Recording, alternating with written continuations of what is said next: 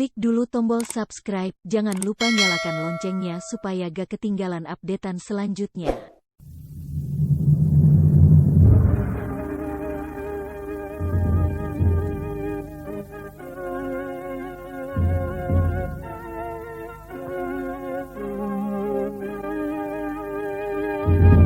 PT Supra Perpindo Farma bersama Sanggar Cerita mempersembahkan serial Sandiwara Radio Mantra Naga Bumi.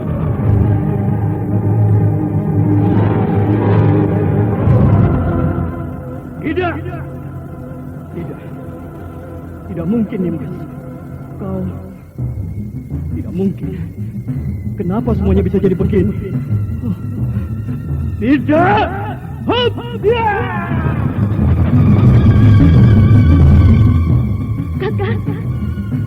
Kakang Rangga Geni. Kakang, kenapa kau tinggalkan aku, Kakang? Kenapa?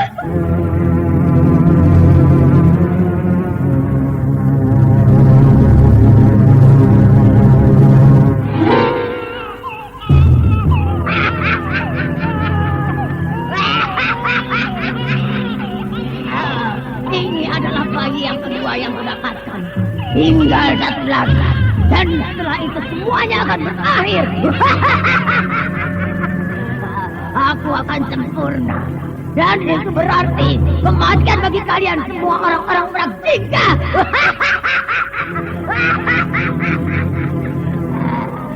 Darah-darah kalian akan kupersembahkan untuk dewa kegelapan. Kalian akan kuhancurkan. Kuhancurkan.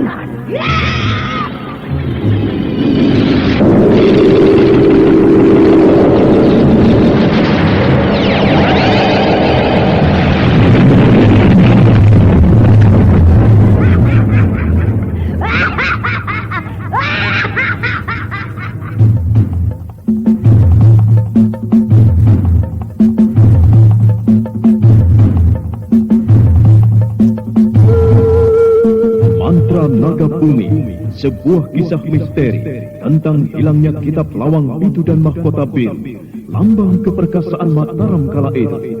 Penuh ketegangan, dendam, dan keserakahan, diseling dengan kisah romantis yang mengharukan.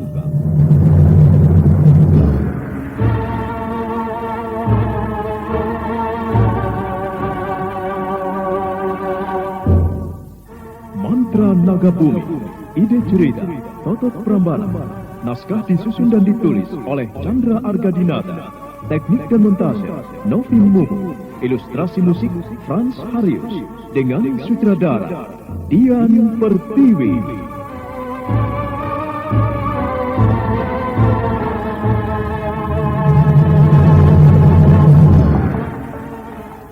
Mantra Naga Bumi kali ini menampilkan episode ke-27 dengan judul Jejak Dendam.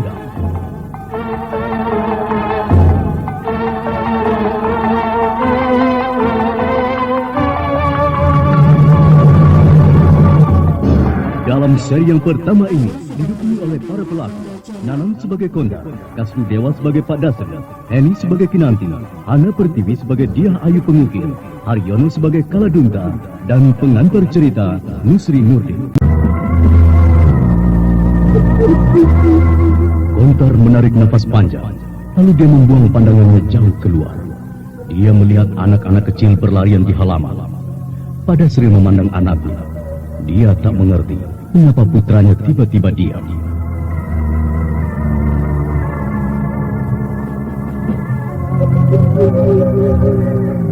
Kenapa kau diam saja, anakku? Apakah kau memang tidak tahu tentang dirinya?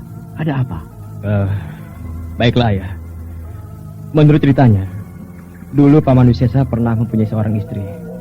Tetapi istrinya meninggal. Dan sekarang dia sendiri tanpa siapa-siapa.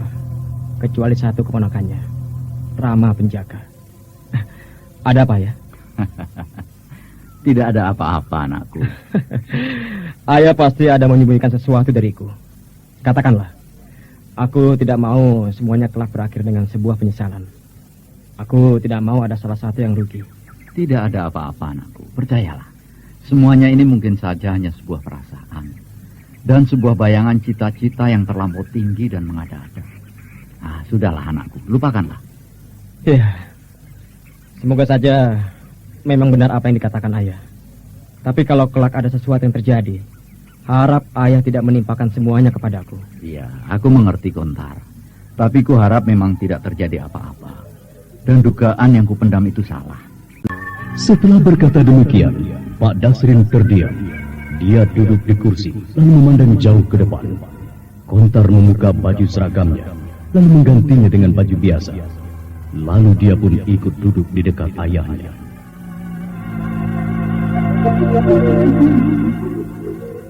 Ah, itu adikmu pulang. Dia kelihatannya begitu bahagia. Dulu sewaktu di desa, saat-saat begini, dia pasti berlari-lari kecil turun dari pematang, lalu naik pematang yang lainnya. Dia seorang gadis yang pintar bekerja. Sejak paman Wikumu masih hidup, dia selalu mengajarkan Kinanti tentang berbagai pekerjaan. Dia telah melatihnya cara hidup orang-orang miskin yang petani. Tak pernah dia bayangkan bahwa suatu saat anaknya akan tinggal di keraton seperti ini. Berkumpul dan bermain dengan anak-anak pembesar. Mau makan apa saja telah tersedia dan telah dimasakkan oleh seorang pembantu. Kau telah mengubah hidupnya, anakku. Aku tidak mengubah hidupnya, ayah. Tetapi nasiblah yang telah membuat Nimas Kinanti menjadi seperti sekarang ini. Maka itu, aku tidak mau ayah menimpan sesuatu rahasia pun kepadaku. Nah, yang mungkin bisa merusak kebahagiaan Nimas Kinanti. Sungguh, anakku, aku tidak menyimpan rahasia apapun padamu.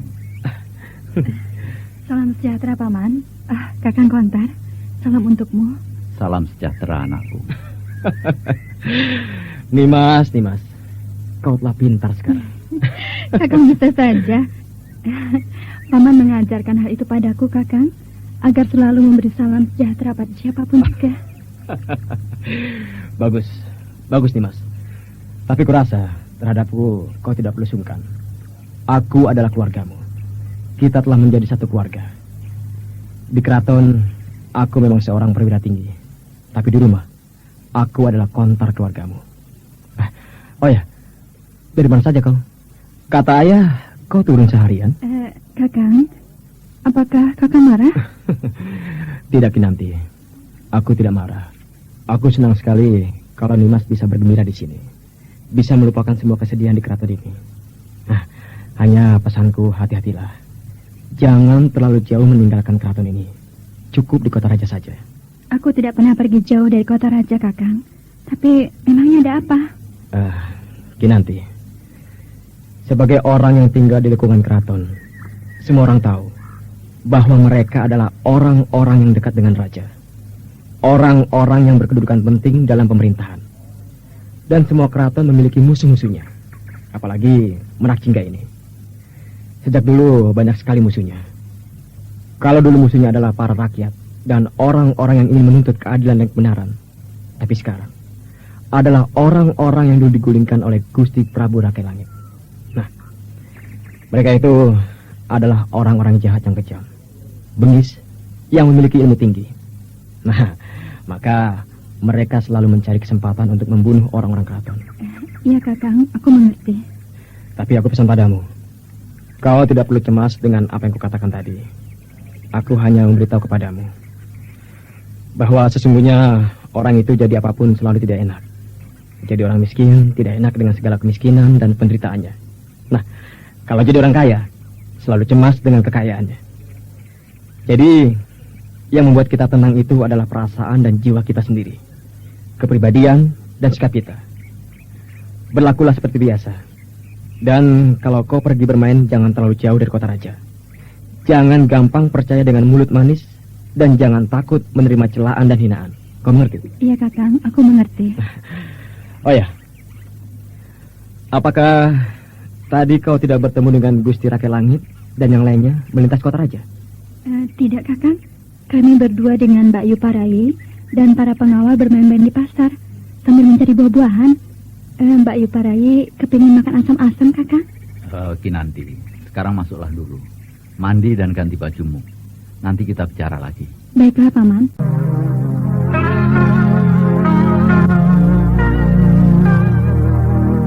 Kita tinggalkan Gontar dan keluarga di keraton. Sekarang marilah kita lihat Diah Ayu Pengukir yang tinggal di sebuah penginapan di kota raja. Saat itu ketika matahari mulai memerah di ufuk timur, tanda senja akan datang. Gadis manis itu duduk di jendela penginapan yang berbentuk panggung. Dia memandang ke arah jalanan yang ramai oleh orang-orang yang hilir mudik.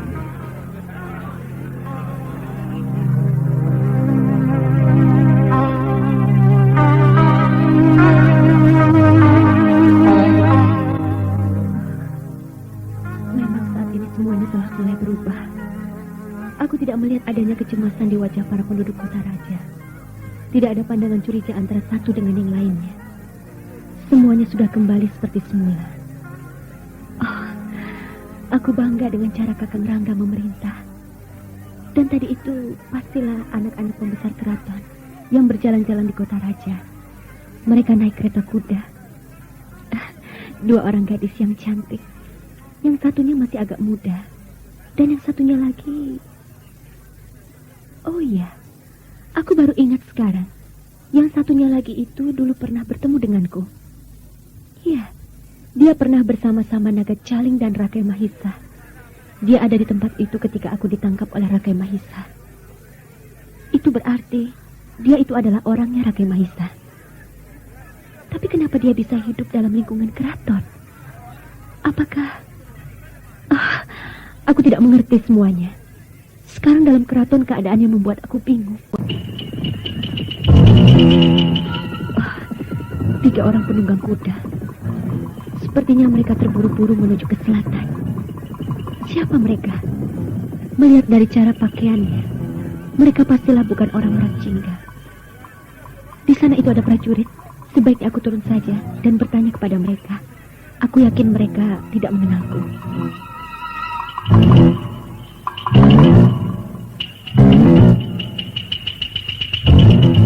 Maaf, Paman prajurit. Oh, tidak apa-apa. Ada yang perlu saya bantu? Ayo, katakanlah. Anu Paman. Tadi aku melihat 3 orang yang berkuda yang begitu tergesa-gesa. Mereka menuju ke arah selatan. Oh ya, mereka mungkin orang-orang dari rimba persilatan. Atau orang-orang yang berminat dengan kitab mantra naga bumi. Kitab mantra naga bumi? Ada apa dengan kitab itu? Kitab itu dulu hilang dari keraton saat Gusti Rakai Langit dan pasukan tiba di keraton Merak Jingga. Dan katanya saat ini pencurinya berada di pantai selatan dan membunuh orang-orang yang tak berdosa. Kitab itu telah membuat geger rimba persilatan dan telah meminta korban. Oh, aku mengerti, Paman. Oh ya, apakah orang-orang Merak Jingga saat ini juga ada yang pergi ke sana mencari kitab itu? Iya, tapi aku tidak tahu siapa yang pergi. Yang ku tahu hanya beberapa orang prajurit utama yang dikirim ke sana. Oh ya, Nak Mas? Nak Mas ini dari mana dan mau kemana? Apakah penduduk asli Merak Jingga? Iya, aku memang tinggal di Merak Jingga, tapi tidak di kota raja. Aku tinggal jauh di desa di kaki gunung. Aku kemari hanya ingin melihat kota raja. Kata orang-orang yang pernah kemari, katanya kota raja sudah ramai dan aman. Makanya aku ingin merasakan sendiri. Maaf, Paman, aku telah mengganggu tugas Paman. Tidak mengapa, Nak Mas. Oh ya, Paman, aku mau tanya satu lagi. Oh, silakan, Nak Mas. Kalau aku bisa menjawabnya, aku akan menjawabnya. Begini, Paman. Tadi aku melihat 2 orang perempuan cantik yang naik kereta kuda dan dikawal oleh 4 orang prajurit keraton. Siapa mereka, Paman?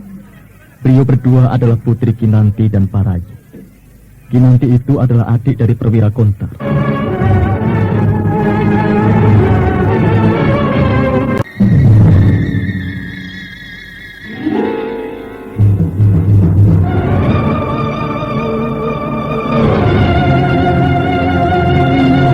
Perwira Kontar? Apakah kau mengenal perwira muda itu, Nak Mas? Tidak, Paman. Aku tidak mengenalnya. Tapi aku memang pernah mendengar namanya. Lalu yang satunya lagi siapa, Paman? Yang bernama Parayi adalah putri angkat Gusti Ratu Melur, yang dibawa beliau dari desa Kalasan tempat tinggal mereka selama ini. Terima kasih, Paman prajurit. Aku mohon diri sekarang. Silahkan, Nak Mas. Jangan takut, Nak Mas. Kalau ada apa-apa, kau dapat menghubungiku.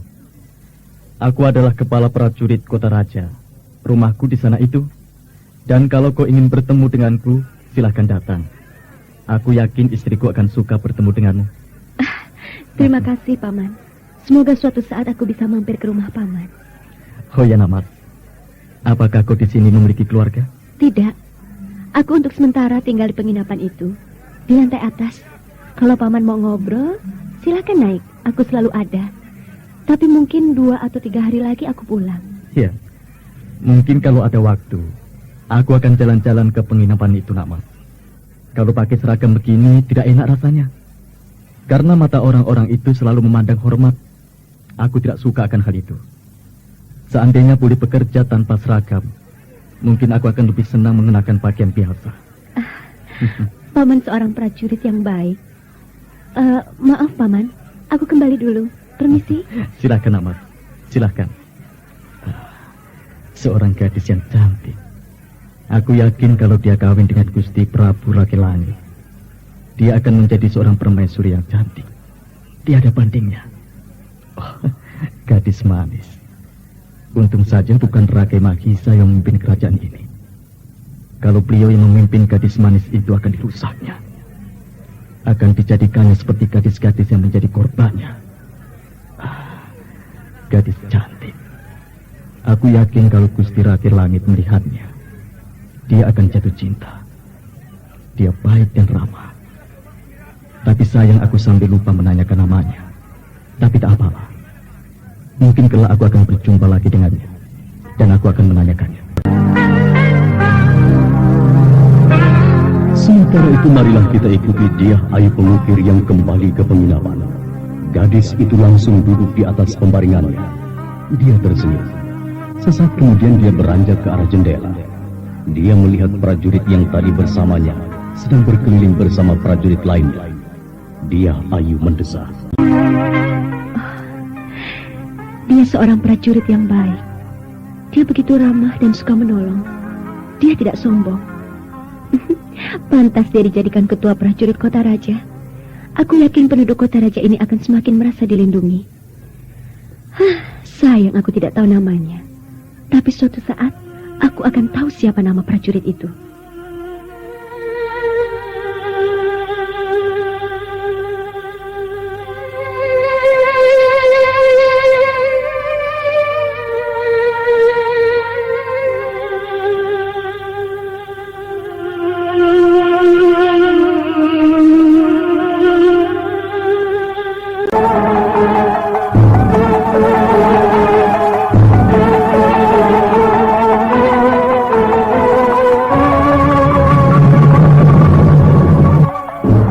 Saudara pendengar, bagaimana kisah selanjutnya?